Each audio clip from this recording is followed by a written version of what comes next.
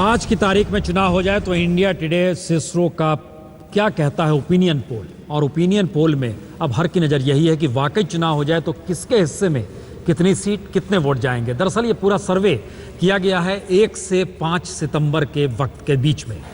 243 seat है, लेकिन इसमें जो सीटें पकड़ी गई रैंडमली उसमें 81 सीट ली गई, उसके 321 पोलिंग स्टेशन लिए गए और सैंपल साइज 5968। अब सवाल हर किसी के सामने था कि जो चुनाव होंगे तो उसमें कितने फीसदी वोट किसके हिस्से में जाएंगे, क्योंकि पिछले चुनाव की तुलना में सब कुछ बदल गया है। पिछली बार जो एनडीए था वो 2 हिस्सों में बंट चुका है। दोनों हिस्से अपने अपने तरीके से अगुवाई कर रहे हैं। एक तरफ नीतीश कुमार, दूसरी तरफ बीजेपी है। इन सब के बीच जो पिछली बार अलग हिस्सा था वो कांग्रेस, आरजेडी, एनसीपी, वह सब भी कहीं ना कहीं नए सिरे से आकर मच गया है। एनडीए को 42% वोट मिलेंगे और जनता दल यूनाइटेड को 40% वोट मिलेंगे। 2% का अंतर है बहुत साफ तौर पर।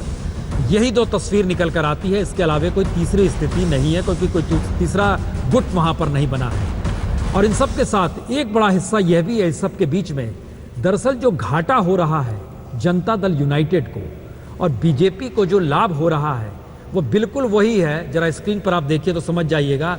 जो घाटा हुआ जेडीयू को वही लाभ। तो 12.8 का जो फायदा एनडीए को हो रहा है, 18.8 का जो फायदा हो रहा है, उसमें आधा हिस्सा तो आया जनता दल यूनाइटेड के हिस्से से, बाकी अन्य के हिस्से से, जो कि उसको फायदे में आ गया है। इसका मतलब यह है कि पिछली बार बीजेपी जब चुनाव लड़ रही थी तो रामविलास पासवान साथ में नहीं थे, बल्कि नीतीश कुमार थे। तो बीजेपी के अपने वोट बैंक में इजाफा इस बार कहीं ज़्यादा होने वाला है। समझे, ये जो एक स्थिति है कि परसेंटेज ऑफ वोट में, हमें लगता है कि सीटें हम पहले दिखला दें। इसके साथ ही दर्शक जानना चाहेंगे कि इसको अगर सीट में कन्वर्ट किया जाए तो कितनी सीटें किसको मिलेंगी। ये रही वो तस्वीर। 120 से 130 एनडीए। चेहरा प्राइम मिनिस्टर मोदी का लगाना पड़ा है, क्योंकि चेहरा इस वक्त वही है, अगुवाई कर रहे हैं। और जनता दल यूनाइटेड प्लस में, जिसमें लालू प्रसाद यादव भी हैं, 102 से 110 सीट। अब इसके बीच के हिस्से को अगर पकड़िए तो 125 सीट, यानी 243 के लिहाज से बहुमत का जो जादुई आंकड़ा है उसको एनडीए पार कर रही है। 125 बनता है बीच का हिस्सा और बहुमत के लिए चाहिए 123 सीट। 122 सीट आप कह सकते हैं। 122 सीट में भी बहुमत मिल जाएगा तो 125 सीट यहाँ पर मिले। और दूसरी तरफ जनता दल यूनाइटेड 102 से 110 सीट के बीच में उसकी स्थिति बन रही है। यानी सरकार बनाने की स्थिति में या सरकार गंवाने की स्थिति में क्या है, वह घाटे का सौदा कहीं ना कहीं इस ओपिनियन पोल के जरिए नीतीश कुमार की सरकार जा रही है। ये जो परसेंटेज ऑफ वोट है संजय, हम उसके बाद नेताओं के पास जाएं और रिएक्शन लें। परसेंटेज ऑफ वोट में सिर्फ 2% का अंतर है। ये 2 मार्जिनल फीस कितना मायने रखता है चुनाव से इतना ठीक पहले। देखिए, हम कोई भी सर्वे करें, हम कहते हैं मार्जिन ऑफ एरर, 1-2% मार्जिन होने की गुंजाइश रहती है। ये आंकड़े स्पष्ट बताते हैं कि कांटे का मुकाबला है। इस कांटे के मुकाबले में बीजेपी थोड़ा आगे दिखाई पड़ता है, लेकिन जैसा मैंने कहा मार्जिन ऑफ एरर है। हो सकता है कि यह 42 का 41 हो जाए और 40% 41 भी हो सकता है। तो बिल्कुल कांटे का टक्कर दिखाई पड़ता है। शहनवाज जी, सरकार बन जाएगी? कम से कम ओपिनियन पोल ने तो सरकार बना दी।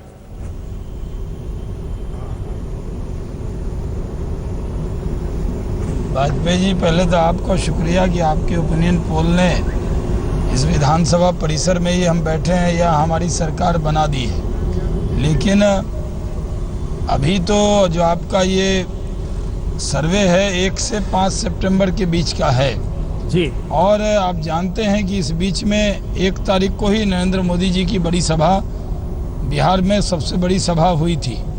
माहौल और बनेगा, लोगों का विश्वास है।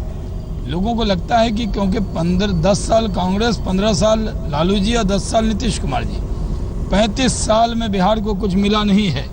अब लोगों को उम्मीद है तो सिर्फ नरेंद्र मोदी से, और नरेंद्र मोदी की उम्मीद है 11 करोड़ बिहार की जनता से, क्योंकि अगर बिहार तरक्की नहीं करेगा तो देश तरक्की नहीं करेगा। इस देश को तरक्की करने में बिहार को भी तरक्की कराना पड़ेगा। इसलिए बिहार की तरक्की, बिहार की सेवा देश की सेवा है। अगर बिहार के लोग गरीब रहेंगे, अगर बिहार में रोजगार नहीं होगा, अगर बिहार में स्वास्थ्य के साधन उपलब्ध नहीं होंगे तो बिहार के लोग बाहर जाएंगे और दूसरे राज्य के लोगों को भी दिक्कत होती है। इसलिए भारतीय जनता पार्टी का सपना है कि हम बिहार में सरकार बनाएं और वो सब संसाधन बिहार में उपलब्ध करा दें ताकि बिहार के लोगों को दूसरे के दर पर भटकना न पड़े। और इसके लिए सारी उम्मीद नरेंद्र मोदी जी से है और नरेंद्र मोदी जी की उम्मीद बिहार की जनता से। अब आप बताइए, आप विधानसभा के परिसर में बैठे हैं, अगर वाकई सरकार बन गई तो वहीं रहना पसंद करेंगे? जी हैं? वहीं रहना पसंद करेंगे विधानसभा में ही? वहाँ रहना मतलब माने आप दिल्ली से जाएंगे आप सीएम बन के? नहीं देखिए, मैं उन सब दौर में वाजपेयी जी नहीं हूँ। मैं बीजेपी का बहुत साधारण सा कार्यकर्ता हूँ। आप और जितनी मेहनत मेरे से हो सकती है पूरी ताकत से लगा हूँ। नीतीश कुमार जी को बनाने में भी पूरी ताकत से लगा था और उनको हटाने में भी पूरी ताकत से माशाल्लाह लगा हुआ हूँ। फातमी साहब, सरकार नहीं बनी, अगर बन गई तब तो बल्ले बल्ले, नहीं बनी अगर जी, तो आपको क्या लगता है कि नीतीश, लालू यादव? बड़ी अच्छी बात है। अगर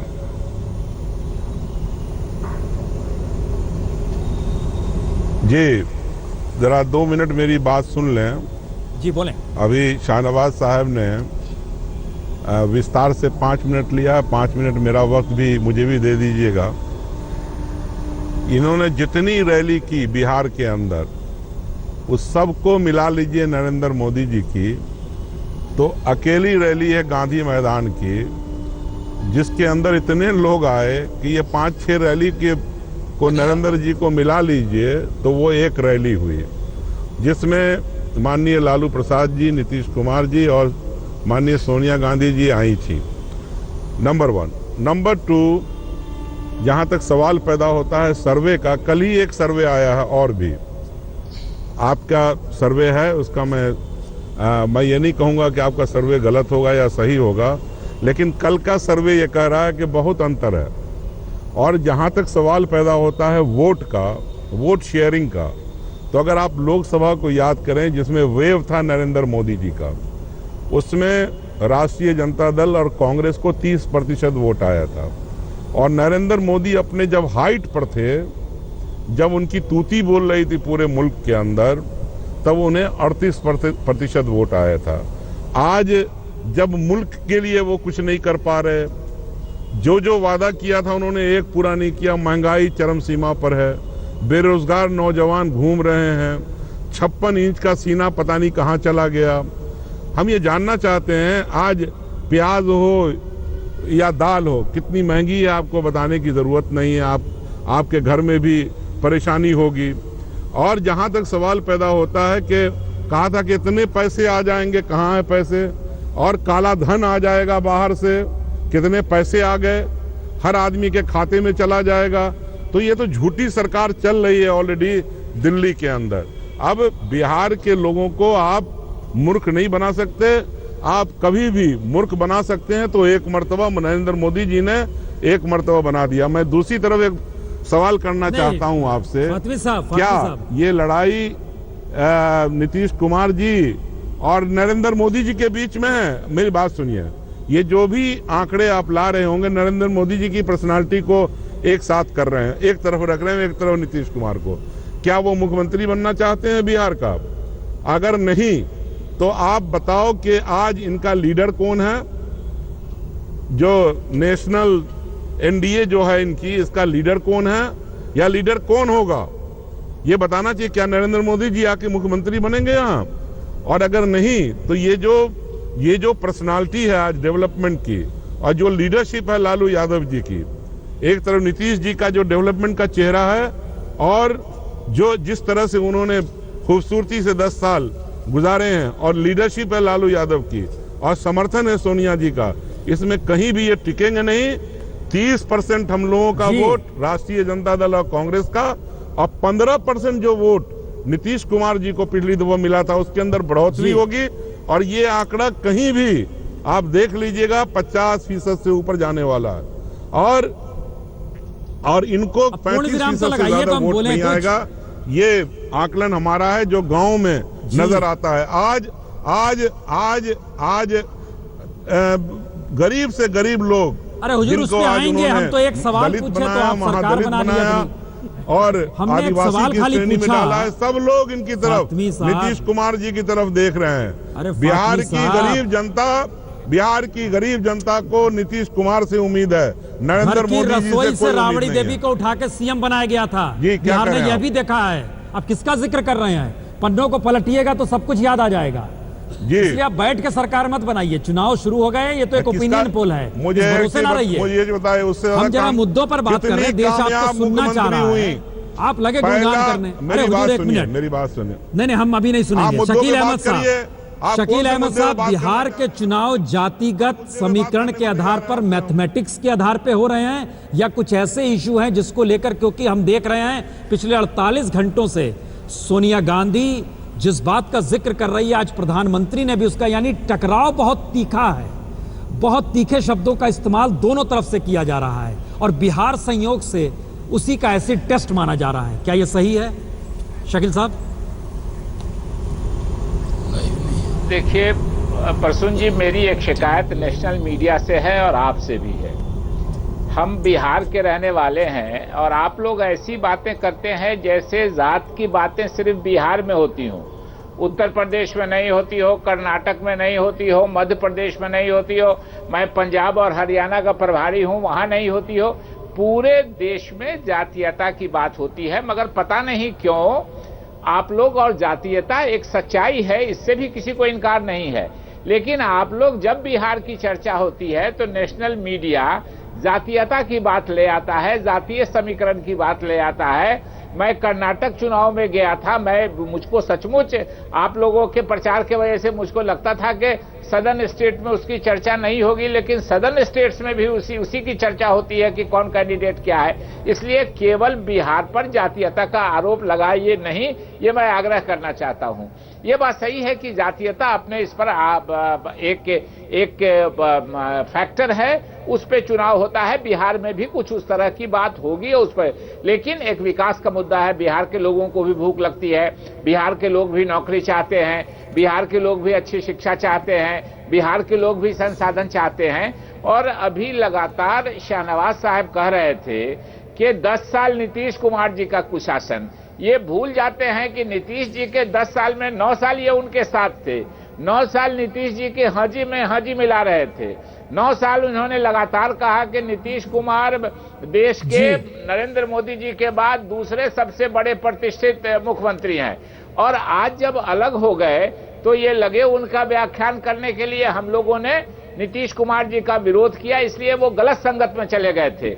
आज उन्होंने अपनी संगत छोड़ी है, गलत संगत छोड़ के वो धर्मनिरपेक्ष दलों के साथ आए हैं और अपने कारणों से आए हैं। और एक बात याद रखना चाहिए शाहनवाज जी को और भाजपा के लोगों को, इन्होंने नीतीश जी को नहीं छोड़ा है, नीतीश कुमार जी ने इनको छोड़ा है और एक ऐसे व्यक्ति के लिए छोड़ा है जिसके बारे में उनको संदेह था और जो बात अब सच्चाई लगती जा रही है धीरे धीरे कि देश के अस्तित्व पर खतरा हो जाएगा। मैं एक आंकड़ा देके अपनी बात खत्म करूंगा प्रसून जी, कि पिछले 1 साल में जो नरेंद्र मोदी जी का शासन हुआ है, अभी आंकड़े छपे हैं देश के सारे अखबारों में, आप लोगों ने भी दिखलाया है कि पिछले 1 वर्ष में सांप्रदायिक हिंसा की संख्या में 25% इजाफा हुआ है और मरने वालों की संख्या में 65% इजाफा हुआ है।